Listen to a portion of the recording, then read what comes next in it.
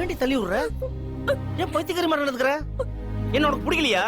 ஐயோ அப்படியெல்லாம் சொல்லாதீங்க.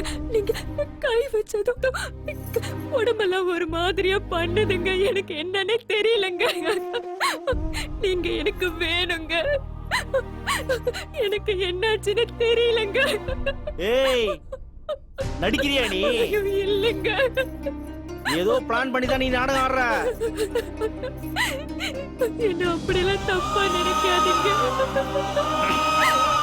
என் மூட ஸ்பாயில் பண்ற நீ. உண்மையிலேயே என்னால முடியலங்க.